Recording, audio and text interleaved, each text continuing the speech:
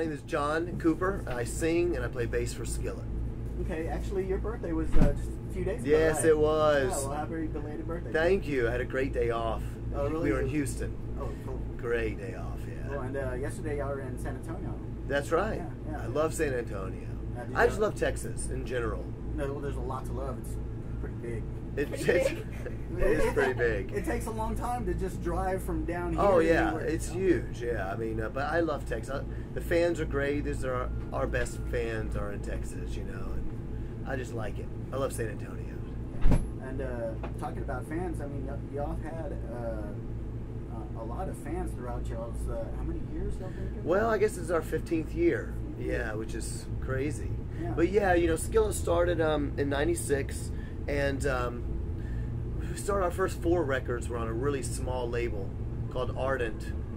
And, you know, we just got such an underground, we had an underground following. We hadn't sold a lot of records, but, you know, we started noticing the same people coming to all these different shows in different states.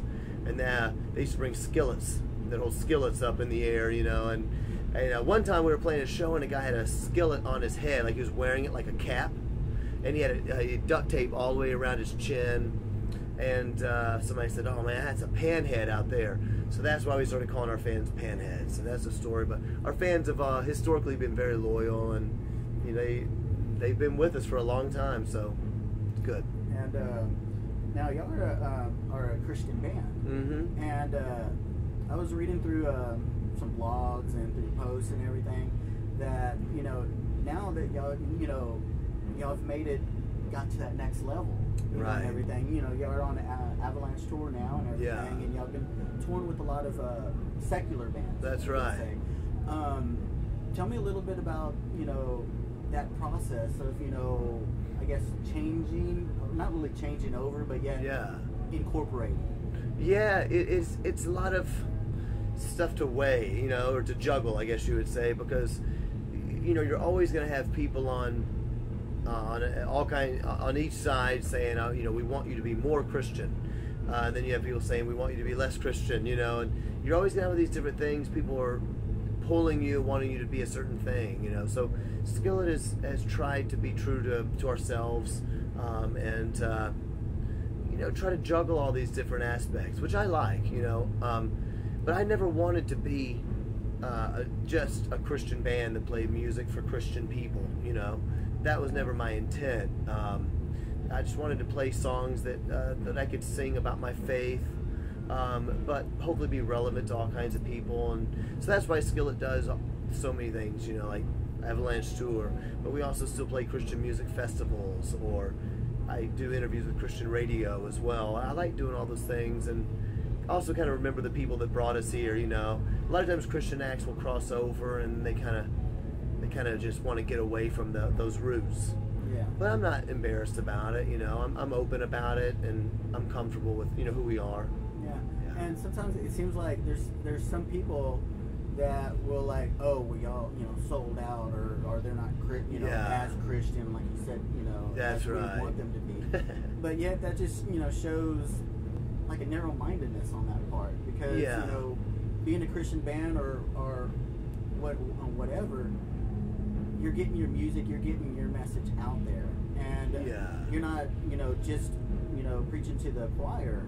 That's you know, right. You're getting out there and you're doing a lot more, you know, with these big shows. Yeah, yeah, it's a hard line to cross. I mean, you definitely, for instance, you know, U2, when U2 first started, there was a lot of people asking, are they a Christian band? I've heard of this, and you know, a lot of Christian people will look, you know, pretty harshly down on what U2 has done with their career because they don't talk about Christianity and whatever. But you know, U2's a band that's like literally changing the world. You know, you know, how many millions of people have been, you know, literally saved in Africa because of Bono and the One campaign they've done and stuff. So, you know, I think people have to do what they feel called to do.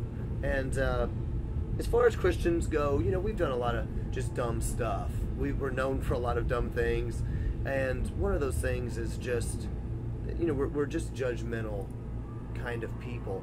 And so Skillet wants to kind of maybe help change that, the way that Christian people look to everyone else, you know, and that's why I enjoy doing this stuff. But what I was getting at was Christian people, music listeners, they want to know that, okay, POD's crossed over now, they're a big band. We want to know, are you still a believer? Are you still, that's what, so I get tweets all the time. You're on tour with Stone Sour, are you still a Christian? You know, and it's kind of ridiculous, but that's what they want to know, that you're still going to stand by your faith. And so we put up with a lot of it because we're proud of that, and we wanted people to know that yes, we're still staying true to it. But you know, it reminds me of years ago, the whole Amy Grant thing. Yeah. And I always thought that was just the most silliest thing, that she's out of the Christian music, and you know, like they kicked her out or something like that. and then years later she comes back, and I'm like, I don't think during that whole time she was not Christian. You know? That's right. Just that Christian mentality to say, you know. That's right. You know, it's a little hard. Like for this record we released, you know, they claimed us, you know, ineligible for the Grammys for the Christian music section, which was crazy, you know, because the past 2 records we've been nominated, you know, and I thought, I wonder if this record might be the one that we could actually win on, and they, you know, they kind of kicked us off of that because all the mainstream stuff we were doing, and those are the things that, you know, that are annoying. Yeah. But who cares, you know? Like you didn't say God and Jesus so many times in an album or something. That's right. Yeah. Now, you and your wife have 2 kids. That's right, yeah. And they go on tour with y'all. Yeah, they're outside doing chalk on the ground. They're coloring now. They're playing Foursquare earlier. How old are they? My daughter is 8. Her name is Alex. And my son is 5. His name is Xavier. She's coloring on the ground, and he's playing PS3. Cool. He's playing Lego Star Wars. But yeah, you know, it's I tell people we're like the Osbournes, you know, just without the drugs and alcohol. And other than that, you know, we do the road thing, man.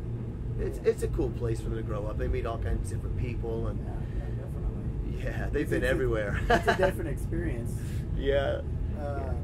What's been the most trying, you know, having the kids on the road with y'all? That has been hard, you know.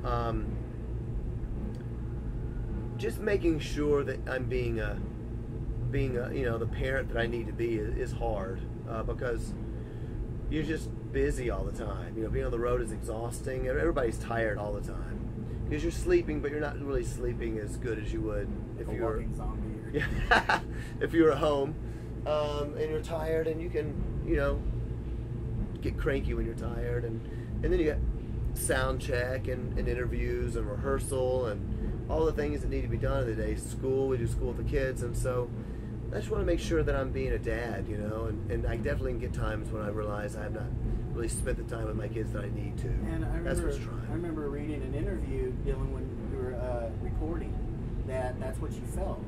Yeah. Everything, that you weren't spending a lot of time, then, you know, there was some music that came out from That's true. Yeah, there's a song I wrote on the record. It's called One Day Too Late. And that was a song that I wrote out of that experience. Just what in the world? My bus is dripping here. But I wrote that song out of that experience, you know, wanting to make sure I get time with my kids. Yeah. Let me just get it. Sure.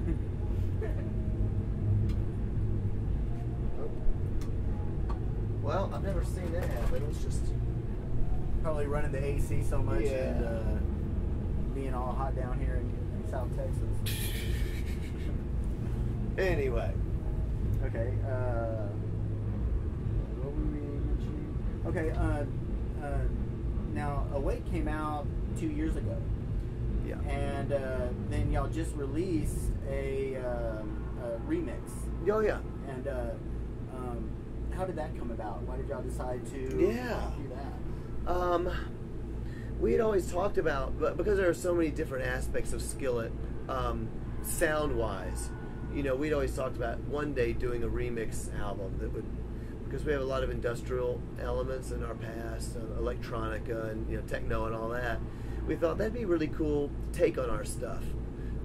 Corey, my wife, is really good at programming, and so sometimes, in other words, if you went back and listened to like Monster, the track, you'd hear a lot of keyboard stuff in it that aren't actually on the record version. You know, she'll do a whole bunch of stuff, and then you choose what's going to go on the final, and it sounds really different. It sounds like Nine Inch Nails or something. So somebody said, you know, we need to do a remix record, and Corey did a remix of Monster just for fun, and we put it up online on we do these podcasts online about the band, and it's kind of like the theme song, and all of our fans, where can we get this, you know? So we just decided to do an EP.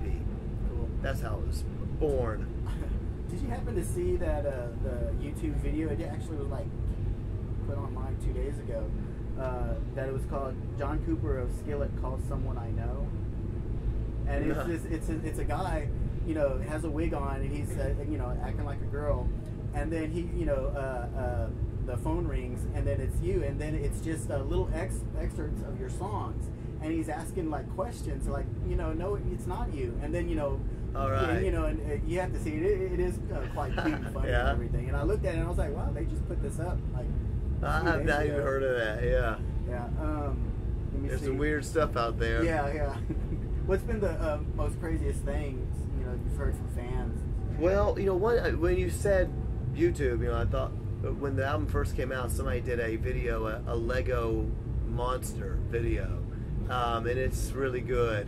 It's actually really cool, and he did this whole movie, but it's Lego people that look like us, and there's like a storyline to it and everything. It's worth seeing. It's pretty funny. Cool. And you know, y'all just did this little EP and everything. When do y'all plan on going back into the studio for another? Yeah. Well, I'm writing right now, getting some songs ready, and you know, my best guess is that we go in like January or February or something, and you know, start recording again probably. Cool. Yeah. Cool. And what plans do y'all have after Avalanche? Well, it'll be summer festival time, you know, so festivals and radio shows and all that stuff. Probably going to go out of the country and do some stuff in, you know, next like October, September through November. Probably going to do a little bit more of that, which we've not done a whole lot of until this year. It's kind of our overseas year, you know. So we're going to go to South America, it looks like, and probably to Germany and do some Europe stuff. Then it'll be time to record. Yeah. Well, appreciate doing this interview. Sure, absolutely. Anything else that you'd like to add, dealing with people that probably never heard of y'all, and you know, because there's a lot of people that haven't heard of y'all. No, you're right. Yeah, especially on these tours. I don't have anything to say to them. Hear of us. Hear of us quickly. Check it out. Buy the music, man. You know. Yeah, that's about it, I guess. Cool. Well, I appreciate it, man. Sure, absolutely. Thank you. Yeah, nice talking to you. You too. Thanks for coming down tonight.